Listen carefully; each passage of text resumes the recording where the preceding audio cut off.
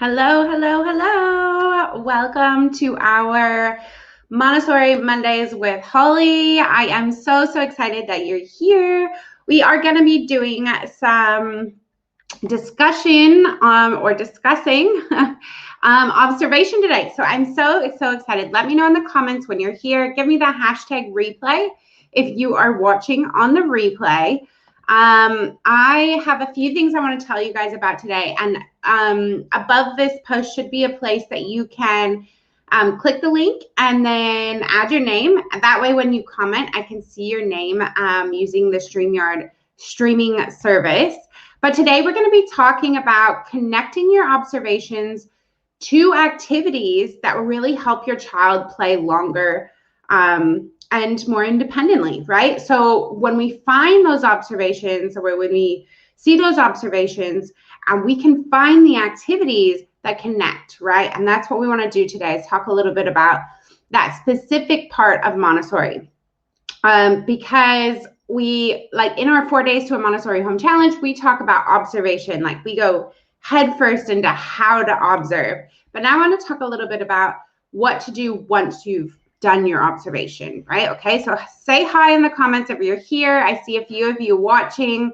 I'm going to quickly head over to the Facebook group and pop this into the announcements so that anyone looking for the video can find it easily. Let me just see here.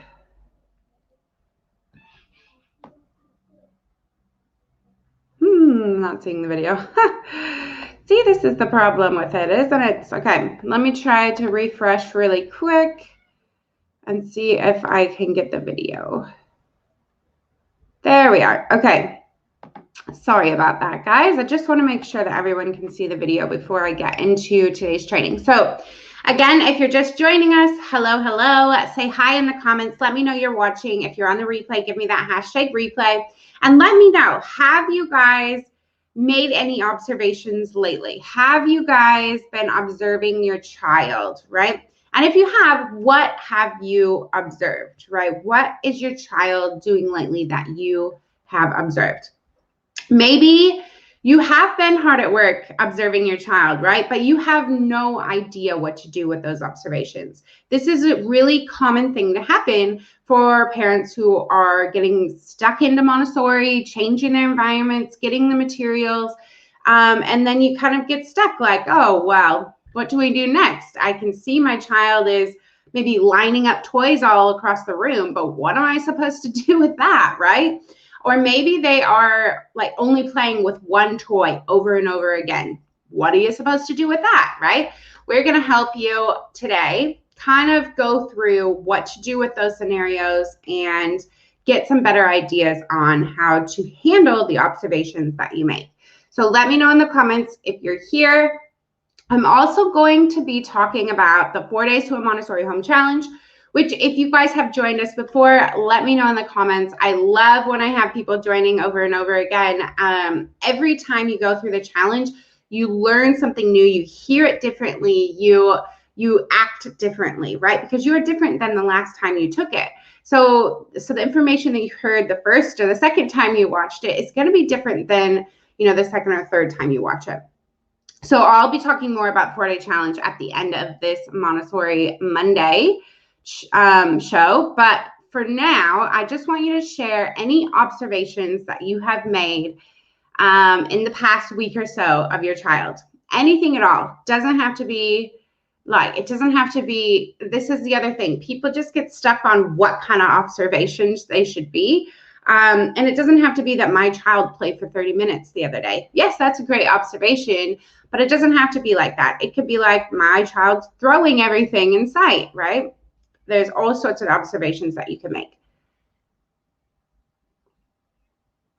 Okay, so while you guys put in your observations into the comments, I am going to get started with our little talk today, because there are a few things I want to talk about and I want to make sure we cover them all. Okay, so number one, when we talk about connecting your observations to the activities that your child is going to play with for longer, we need to talk about observation, right? We need to make sure that you're doing the observation right. And you're not overthinking it, and B, not underthinking it, right? There's a good balance to have. And like I said, in this 4-day challenge, we're going to dive deep into Montessori observations at home. So if you need a really big clarification on observation, definitely join us into the challenge. We're going to help you figure out how exactly to observe your child. But for today, I just want to talk a little bit about a couple of really good tips that can get you started right now, like right after you're off this call, observing your child, right? Maybe not for those of you in the US, because it's probably getting to be bedtime, but for tomorrow.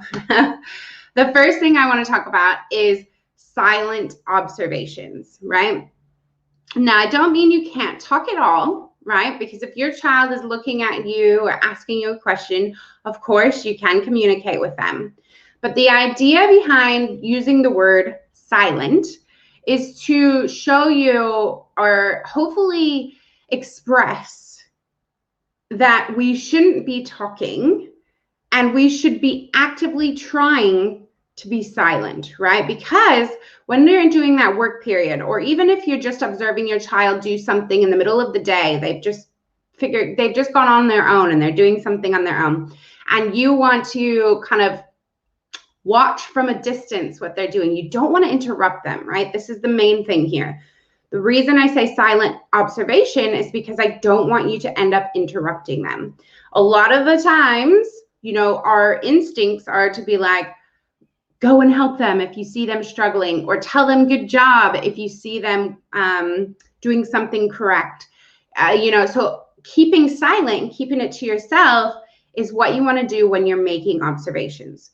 Now, that's not to say that you can't help them. If they turn around and they see you're there and they're like, Mom, can you help me? Then yes, go over there and say, what do you think you need help with? And you could do a little problem solving there. But you don't have to stay there, right? You can get up and go back after you've helped with that one problem.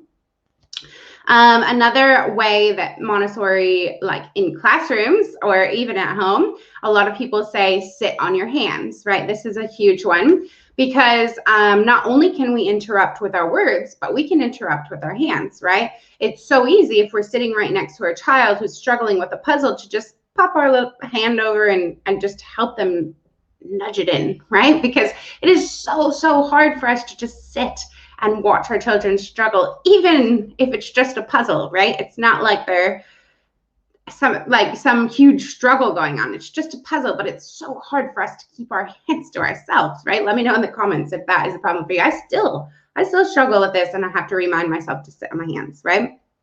Okay, so these are the type of things we're going to talk about in the 4-day challenge, right? These hows of Montessori, observation, hows of observation. Because if you can't observe correctly, then how are you going to get the observations you need to get the activities you need to get the concentration your child needs, right?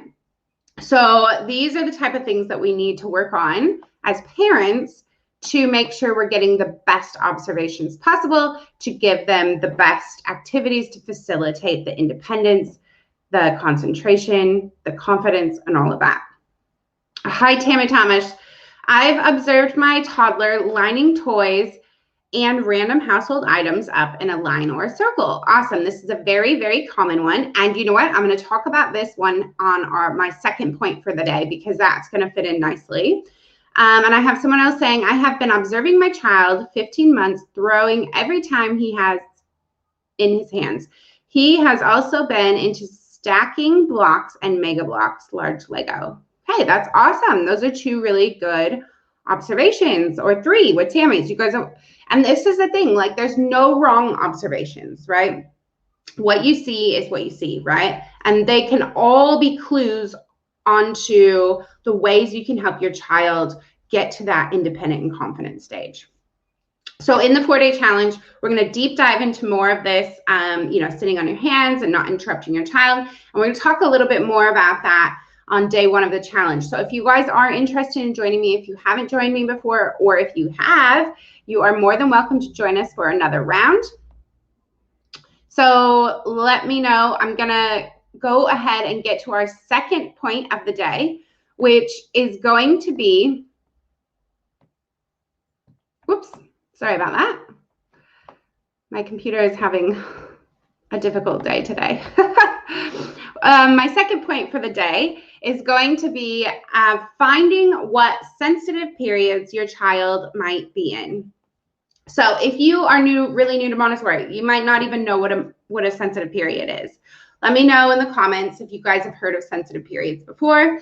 If not, they're basically a list of developmental stages that Maria Montessori put together to help us carers and parents, and obviously, you know, her whole theory is around this, when your child's going to be going through different stages at different ages, right? And the difference between, let's say, like a normal toddler milestone and a sensitive period is very different, right? Because a lot of the times you're going to see, you know, where Maria Montessori placed those sensitive periods in a different order, that's going to be different than most milestones, right? When you talk about reading and writing and you talk about numbers and things like that, a lot of the milestones you have in traditional education or school or development is going to be a lot younger than where Maria Montessori says that reading and writing is after 3, right? It's in the second half of the first plane. So that's 3 to 6. And from 0 to 3 is really a lot different, right? So if you haven't, I do have a blog post. Let me just look it up quick if I can. If you're new to sensitive periods, this is going to be really helpful, okay? Because I don't have time to list them all today because there are quite a few, and this is just the 0 to 3 stage that we're talking about here. But I want to make sure if you don't know what they are and you want to know what they are, that I give you the resource to do so. So there is the link in the comments. I've just added it there for you for anyone who wants to learn a little bit more about sensitive periods. And again, this is going to be something we dive really far into this on, I think, day 2. And we talk about connecting those observations to sensitive periods to finding the activity, right? There's a little bit of a flow, right? So maybe, you know, if your child is between the ages of, you know, just right around 12 months, for instance, you might know your child is going to be in some sort of a walking stage, right? Well, Maria Montessori calls this stage, which is actually the stage from 0 to 6, a sensitive period for movement. And this sensitive period for movement at this specific time is, I believe it's from 12 to 15 months or 12 to 18 months when this is a sensitive period just for walking, right? So no, your child's not going to learn to walk at 12 months, right? They're going to learn to walk over this course of time when they're really interested in it, right? The sensitive period, they're so engaged in this. They want everything to do with that particular thing. That's all their mind can think about. And that's when you would say they're in that sensitive period, right? And this is a really clear one, walking, right? You can tell your child's pulling up, they're cruising along everything, they're trying to take their steps. And then when they do walk, they're refining the skill, right? They're walking everywhere. They're walking all over the place. You can't get them to sit down, right? All they want to do is walk. They're in this sensitive period for walking. That's all they want to do in this time.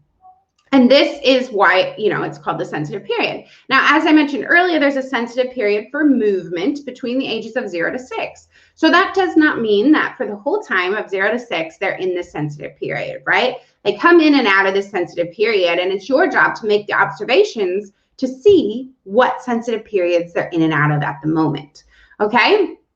So use that blog post, check those out, come to the 4 Days to a Montessori Home Challenge, and we're going to really get really specific on, you know, sensitive periods and how you can kind of follow your child's lead with those observations that you're making.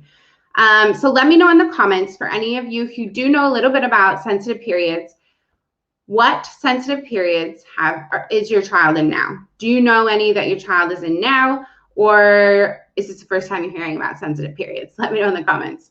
Like I said, in the 4-day challenge, we're really going to dive deep. I even have, it's not a workbook. What are we calling it? A worksheet, I believe. So after our day 2 live in the challenge, you get this really beautiful printable that has all the Montessori sensitive periods listed out. So you can keep it and just kind of have it as a reference to look at when you think, that's new. I wonder what's going on with that observation. Maybe I should look at these sensitive periods and see. Because once you know the sensitive period, you can be like, oh, okay, that's the sensitive period for movement.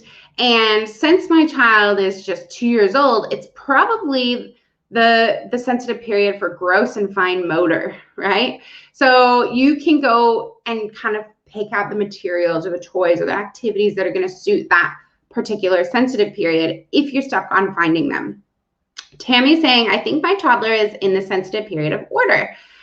And that's what I was going to say, Tammy. Yes, absolutely. In the sensitive period for order, when they're lining things up like that, I remember my daughter, gosh, she was maybe 2.5. I don't remember exact age, actually, maybe 2. But we were having pasta for dinner one night, and I looked down and she had her pasta lined up on her plate. Like, she was so in the sensitive period for order. It was crazy. Everything, because we were Montessori from, 8 months old, everything already had a place. Like, I put it in a place. I was showing her how to put her toys back in place, and it always went back in the same place, right? This sensitive period for order. And your child, they see that, right? And when they get to that sensitive period for order, which I think starts about 1.5 years old, or 1 year old maybe. Yeah, 1 years to 3.5. So again, might not start right at 1, but any time between 1 years and 3.5, they might come into that order, right? But you're going to see them do these things. And if you see them lining up their stuff, that is a really good indication that they're going to be ready to do that Montessori work cycle of choosing a toy off the shelf, playing with it, and putting it back, right? The more consistent you are during this sensitive period for order, the more they're going to catch on to those things. And it's actually going to make them feel good. Like, they're going to feel good to do that. They want to do that. It's like, it's something happening in their brain where they almost need the order, right? So if you're watching this and you're just getting started with Montessori and you've got toy boxes and clutter everywhere, and your child's in the sensitive period for order, come join us for this 4 days to a Montessori home challenge, because we are going to rock your world. If you do this challenge, you are going to see some major changes, especially, if you're just starting Montessori and you haven't done anything before. But even if you have, been practicing Montessori for a few years now, you're going to learn new things, okay? So let's see. We've got someone saying, first time hearing this, but excited to hear about it and do this. That is awesome. Hello. Send help. Somebody is saying, yes, I'm here to help. Come to the 4 days of a Montessori home challenge. Victoria, yes. Too much clutter. And you know what? Like, you don't even have to feel bad or guilty about it, because it's just life. Like, we lived here at this house for maybe 3 years, maybe a little less. And we're moving out of this house in about 4 weeks time. And I'm just like, where did all this stuff come from? Like, it doesn't look cluttered, but as I go through all this stuff, I'm like, it just keeps coming, like it's coming out of the closets, coming out of this, just like, it's just the world we live in. It's very consumerism, right? So stuff. Okay. So now we talked about sensitive periods, and this is kind of how you can help, again, get those clues as to what to do with those observations. So if you find an observation, your child is lining things up, and you see, okay, there's a sensitive period for order. That makes sense, right? They're in the sensitive period for order. Now what, right? Now what? So number 3 is really that fine-tuned skill of connecting observations to activities, right? And the way you can do this is by asking for help, right? I don't expect each and every one of you to know every Montessori material out there, every Montessori activity out there. I don't expect you to know all the Montessori sensitive periods, right? This is why having the internet, these Facebook groups, if you hire somebody to help you, if you join a program, like all of this is why where you're going to get your information from, right? We aren't just born with Montessori information, right? We have to learn it somehow. We have to consume it somehow. And the easiest way to do this, for instance, if you walk out into your living room right now and you see your child is lining up those toys and you go look at that blog post that I just posted and you see, yes, oh, that's sensitive period for order. And now you think, well, what do I do next? I want to give them more of that work. I want to help them more.